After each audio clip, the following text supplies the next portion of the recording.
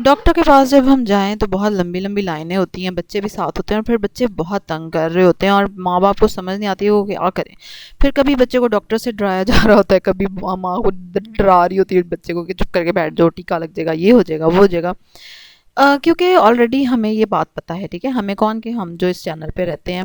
और कि बच्चे जो हैं वो छोटे जो बच्चे हैं ना वो नहीं बैठ सकते टिक के, that is not in their nature. उन्होंने हर चीज़ को ऑब्जर्व करना है, हर चीज़ को देखना है उनको,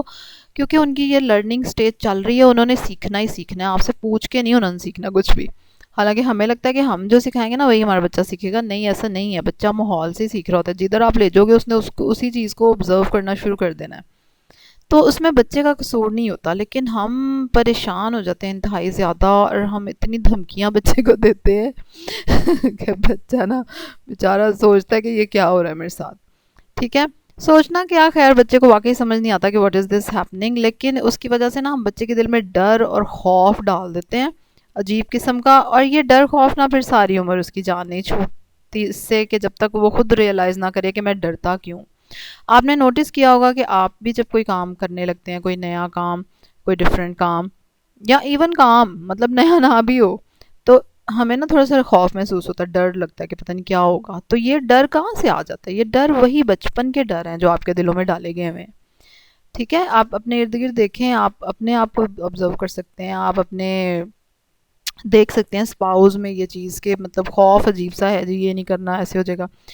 तो इसलिए वो डर हमें अपने बच्चों में नहीं डालना, इंशाल्लाह अल्लाह हमें हिम्मत दे। तो अब जब डॉक्टर के पास जाएंगे, ठीक है, और वहाँ पे आपको पता है कि ऑलरेडी वेट होना है, तो आप घर से कोई चीज़ लेके जाएं बच्चे के साथ, कोई खिलौना ले जाएं, कोई कॉपी ले जाएं, कोई पेंसिल ले जाएं, जिसमें बच्चा बिजी रह सके। नंबर टू, ये जो कि बहुत इंपॉर्टेंट बात है जिसको हम इग्नोर कर देते हैं, कि बच्चा ना कॉन्टीन्यूसली माँ के पास ना बच्चे को बहुत सुकून मिलता है, और उसको लगता है कि मैं बिल्कुल सेफ़ हूँ, बिल्कुल महफूज हूँ, मुझे कुछ नहीं हो सकता। अब अपनी माँ की अटेंशन भी चाहता है, और माँ बिज़ी होती है मोबाइल में, क्योंकि हमने भी अपना टाइम किल करना होता है कि हम डॉक्टर के पास बैठ के अब क्या करें मुंह उठा के, तो हम मोबाइल देख रहे होते हैं और बच्चा हमें देख रहा होता है। ठीक है, फिर यहाँ हम बच्चे को मोबाइल दे देते हैं, और आपने नोटिस किया होगा कि बच्चा मोबाइल पे थोड़ी देर सुनता है पोएम्स या जो भी आप उसको लगा के देते हैं, वो फिर आपके पास आ जाता है। फिर आप सोचते हो कि अच्छा मैं इसको कुछ और लगा दूं, ऐसा नहीं होता। बच्चा जो है वो आपकी अटेंशन चाह रहा होता है। उस वक्त हमें ये करना चाहिए कि मोबाइल को रख दें एक साइड पे, ठीक है, और बच्चे को हम गोद में उठा लें और उससे बात करें, क्योंकि आपने देखा होगा बच्चे इतने लीचड़ हो रहे होते हैं और रोए जाएंगे, गिरते जाएंगे, ज़मीन पे लेटते जाएंगे। ये निशानी होती है इस चीज़ की कि वो आपको ना कह रहा है कि मुझे उठाओ, मुझे प्यार करो, मेरे से बातें करो, सारी अपनी अटेंशन मुझे दो। लेकिन उस वक्त हम खुद इतने खपे होते हैं, या हमें खुद जो है ना इतनी टेंशन हो रही होती है कि हमें यहाँ बैठना पड़ रहा है, कि हम उसमें ना बच्चे की इस चीज़ को इग्नोर कर देते हैं, जिसकी वजह से बच्चा फिर और ज़्यादा इस तरह से करता है, ज़िद्दी होता है, फिर हमें उसे डांटना पड़ता है, फिर मारना पड़ता है, ओहो फिर वो साइकिल पूरा चलता है,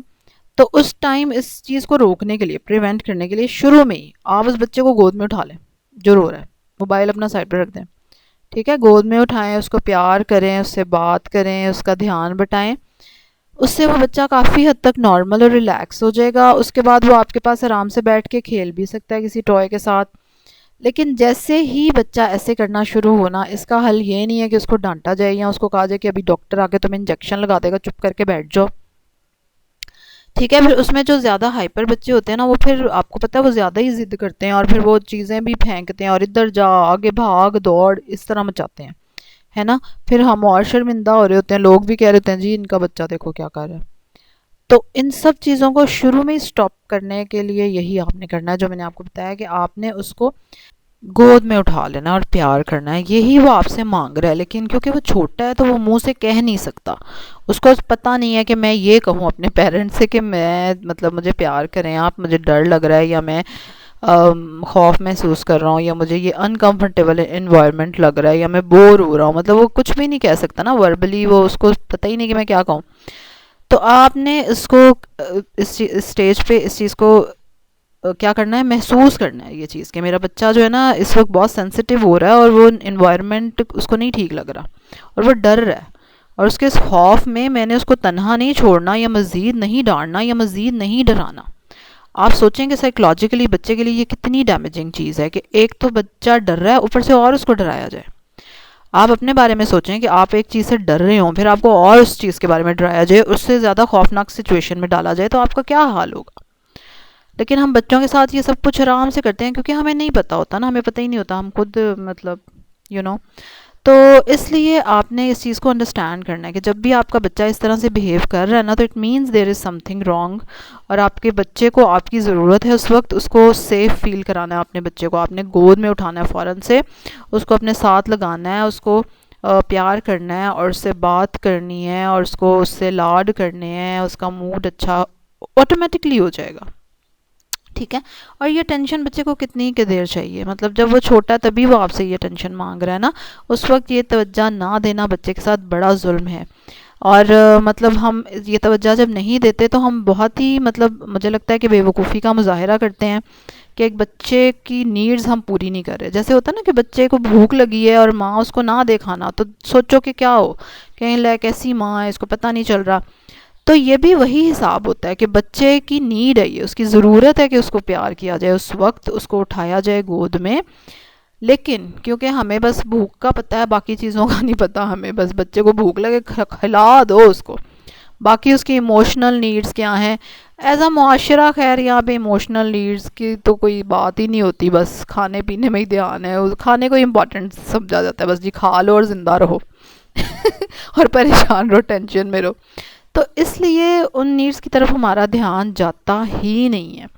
तो इसलिए मैंने अब आपका ध्यान इस तरफ दिलाया है कि उस वक्त आपके बच्चे की ज़रूरत ये है, उस वक्त आपका बच्चा फीडर नहीं मांग रहा आपसे, आपका बच्चा आपको मांग रहा है, और आपकी सबसे पहली प्रायोरिटी यही है कि आप अपने बच्चे को उठा लें, गोद में उठा लें उसको। मैं खुद भी ऐसे ही करती रही हूँ क्योंकि हमें ना ये चीज़ें हमें पढ़ाई या सिखाई तो जाती नहीं है, ठीक है। और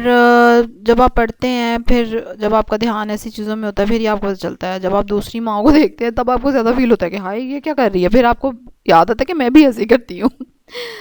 तो ये तो खैर एक लर्निंग का ज़रिया है, अगर इस तरह देख के ही हम सीख लें तो क्या ही बात है। तो बहुत अजीब उस वक्त लगता है कि माँ क्यों नहीं अपने बच्चे को उठा रही, लेकिन माँ को उस वक्त नॉर्मल लग रहा होता है कि बस मैं क्या करूँ, मैं अपने कामों में बिज़ी हूँ, कितना तुम लोगों को संभाल लूँ ये वो। लेकिन बच्चे जब आपके हैं तो वो फुल टाइम आपने अटेंशन अपनी बच्चे को देनी है हर हाल में, ठीक है, जब तक वो छोटा है। फिर जब बड़े हो जाते हैं तो ऑब्वियसली वो अपने अपने कामों में बिज़ी हो जाते हैं। तो इस चीज़ की तरफ मेरा ध्यान गया, मैंने अपने आप को इस चीज़ में इम्प्रूव किया है। मैं चाह रही थी कि मैं आपका भी ध्यान इस तरफ दिलाऊँ कि इस तरह से होता है और उसका ये हल है, ऐसे ट्राई करें आप। तो ज़रूर आपने ये चीज़ ट्राई करनी है कि जब भी आपका बच्चा ज़्यादा रोंदल जिसको कहते हैं बन रहा हो, ज़्यादा ज़िद कर रहा हो या लेटता जाए, तो आप ये काम करके देखें, तो इंशाल्लाह बहुत उससे फ़र्क पड़ेगा और बच्चे को भी बहुत फ़ायदा होगा। ठीक है, चलो जी, अब आप क्या करेंगे, जल्दी से लाइक करेंगे मेरी वीडियो को, सब्सक्राइब करेंगे, जो नहीं किया हुआ कमेंट में ज़रूर बताएं, और भी कोई ऐसी टेक्निक जो आप यूज़ करते हैं अपने बच्चे के लिए, और ये वाली टेक्निक भी आप ट्राई करेंगे इंशाल्लाह। कल एक और ज़बरदस्ती वीडियो के साथ आपसे मुलाकात होगी, तब तक के लिए अल्लाह हाफ़िज़।